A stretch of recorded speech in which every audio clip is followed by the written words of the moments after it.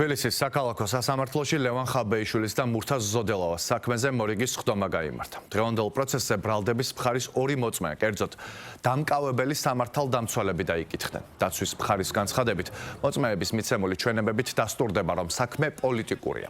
დღევანდელ სხდომაზე ბრალდებულმა ლევან ხაბეიშვილმა სიტყვის უფლებითაც ისარგებლა და კიდევ ერთხელ განაცხადა, რომ მის მიმართ პოლიტიკური დევნაა დაწყებული. ასევე ბრალდებულმა უკმაყოფილება გამოთქვა ოპოზიციისა და კრიტიკული არხების მუშაობაზე.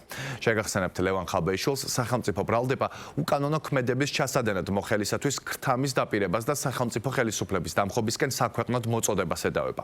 დანაშაული ჯარიმას ან თავისუფლების აღკვეთას 4-დან 7 წლამდე ვადით ითვალისწინებს. მურთაზ ზოდელავას კი სახელმწიფო უსაფრთხოების სამსახურის განმომძიებლის საქმიანობაში ხელის შეშლას ედავებიან. ქმედება 1 წლამდე ვადით თავისუფლების აღკვეთას გულისხმობს.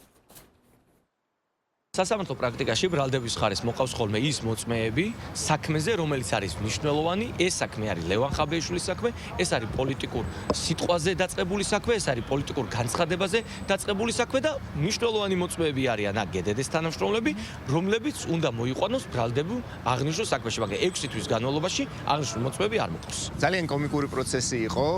მოწმეებმა ფაქტიურად დაადასტურეს, რომ მურთაზ ზოდელავას არავითარი დანაშაული არ ჩაუდენია და უბრალოდ ბჭობდნენ რა მუხლი მოეფიქრებინათ მასთან დაკავშირებით. ასევე მოწმეებმა დაადასტურეს, რომ შესაძლებელია ავტომობილის სალონის წინა ნაწილში მჯდომი ადამიანის გაჭხრეკა ისე რომ არც გადმოიყვანო, ისე რომ შენც ავტომობილის სალონში იჯდე და სიტყვაზე ენდო აქ თუ არა რაიმე კანონს აწინააღმდეგო.